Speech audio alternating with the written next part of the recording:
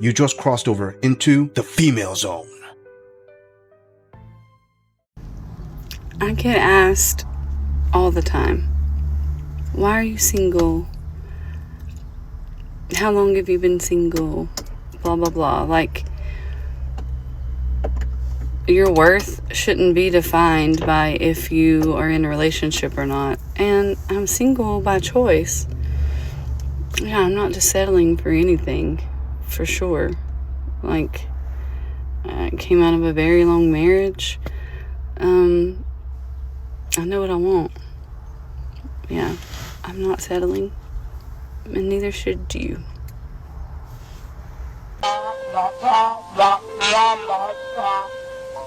So you shouldn't settle, Queen. I mean, it's obviously you use several keywords there to describe your status. You said that you're single by choice and that you came out of a very long marriage. Notice how you didn't say that your man divorced you. More than likely, that means that you're the one put in for the divorce. So question there, sister. What is it about your man that you weren't settling for? I mean, obviously, if you were married to him for a long time, you must have settled for something. And let's be honest, you're not a freaking prize yourself. You're not some kind of beauty queen. And you have not pointed out as to what men are getting out of being with you. I mean, you're saying that you're not going to settle for anything, but my question is, when queens like you make these videos saying, don't settle, girl, don't settle for anything, why is it that none of you ever say what you're offering a man? I mean, let's come at this from a different angle, Queen. If a man is with you, what makes it crystal clear that he's not the one who's settling? What is it that you're offering that isn't a settlement? Because this queen right here obviously showed that she cannot stay in a relationship for the rest of her life. Even long-term ones, she'll break up.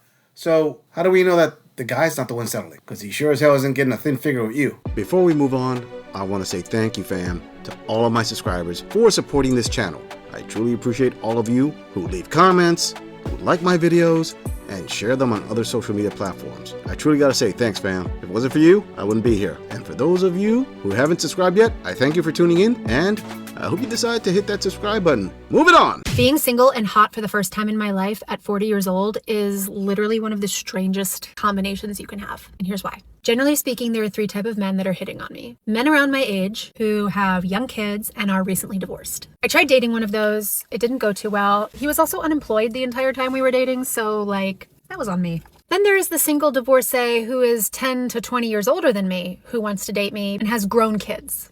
Not into that. Unless you're Jeff Goldblum, then I'm into that. Here's the last group of men who are really interested in me. Ages 26 to 28. Make it make sense. When I go out with my best friend, the only men who hit on us, ages 26 to 28. Rarely are they even 29. Not the 30-year-olds. Where are the 30-year-olds? I no idea. I just turned 41 this year. But a 26-year-old, they are obsessed. When I tell them I'm 40, now 41, they don't believe me. And I know what the comments are going to say. I'm sorry, but you look 40. There's nothing wrong with looking 40. Embrace your age. Well, what do you want me to do? None of them think I'm 40. They don't think I'm 40. And I'm sorry. I cannot date a 27-year-old. But those are the only ones who hit on me. Or their dads, who are 57 years old. Where are all the men 35 to 45? Like that is the zone I'm looking for. 35 to 45. But single at 40 is not for the weak. Care about yourself. Ho, ho, ho!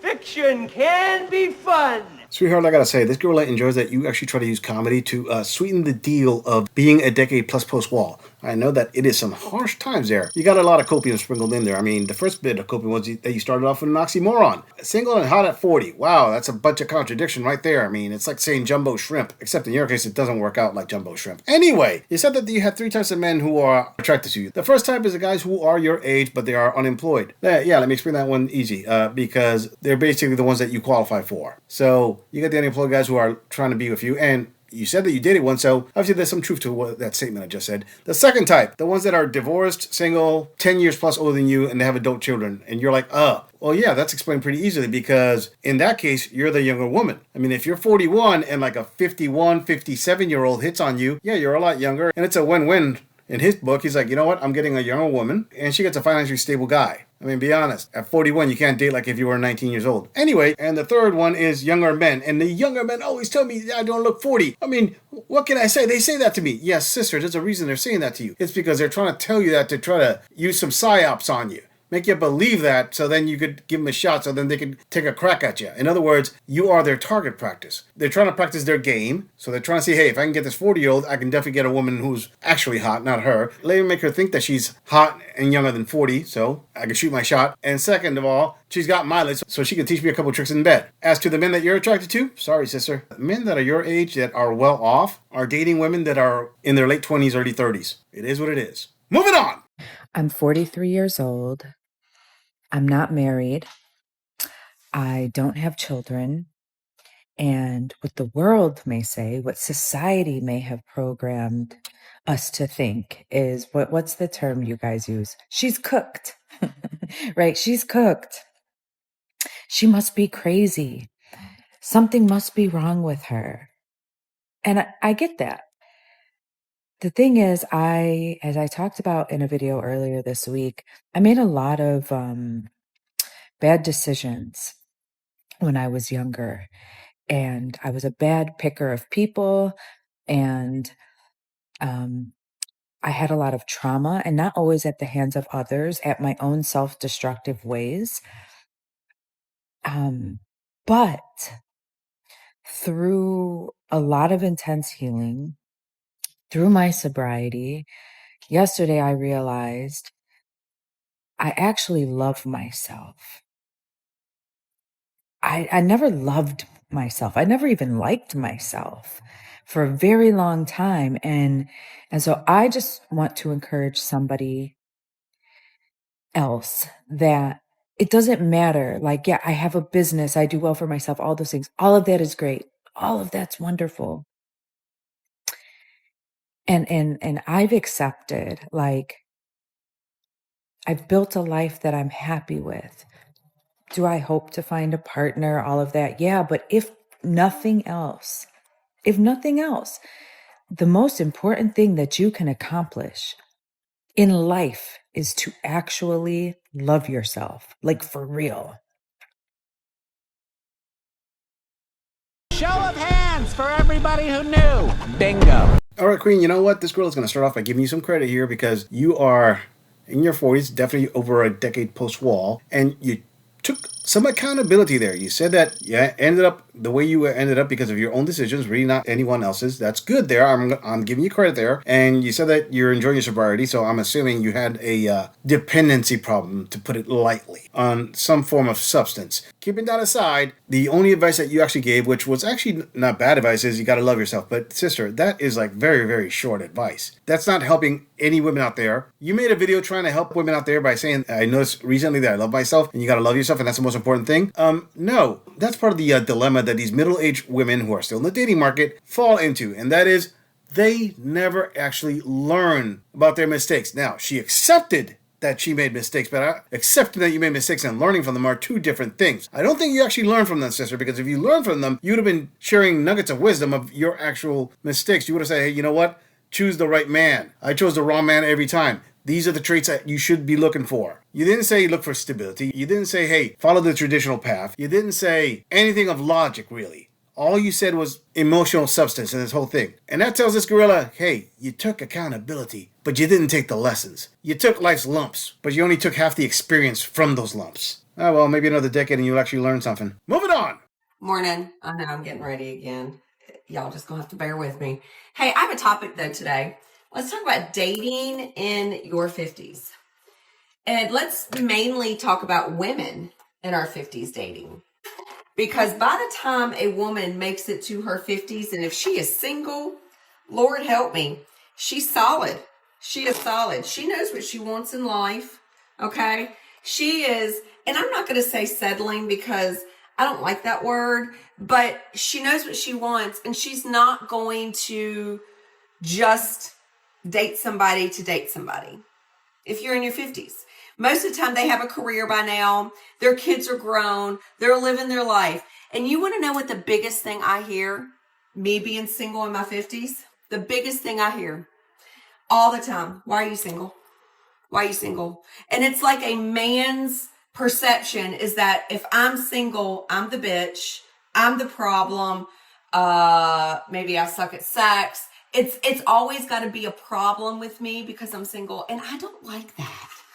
Because I could go out here and get a date. I mean, I don't doubt that I could go out here and get a date at any point in time if I wanted one. I don't doubt that if I needed sex, I could probably go out and get that too, you know? I just don't, it's just not my thing. But here's the thing. I'm single because I haven't met somebody that I can see a future with. I haven't met somebody that, you know, I'm very regimented Monday through Friday. I am. It's who I am. I'm set in my ways. And Monday through Friday, I get up early. I go to the gym. I come home. I clean the house. I get ready for work. I go to work. I come home from work. I make dinner. I might piddle with the dogs or do something like that. I go to bed early. And a lot of men don't like that. And I hate that for them. But I'm not changing that. Now, my weekends, they're flexible. I can do whatever, whenever, however. I'm not as regimented during the weekend. I just want to be able to get a gym work in somewhere. You know what I'm saying? But I'm single because I want to be single because I ain't met anybody that I want to spend my life with. It's not saying that I would love to meet somebody. I would love to meet somebody that is an asset to my life. I would love to meet somebody that can help me grow and I can help them grow. And I got to take this out of the stand. Hang on. Yeah, and then I accidentally polished it. Anyway, I would love to meet somebody like that one day. I would. I don't ever want to get married again, but I want everything that marriage brings to the table. And, I don't think that that's too much to ask. I mean, I want a committed relationship. I just don't want somebody who, when I come home from work, is going to yell at me for something or expect me to make dinner every damn night because I done worked a hard day too. I work hard for my money.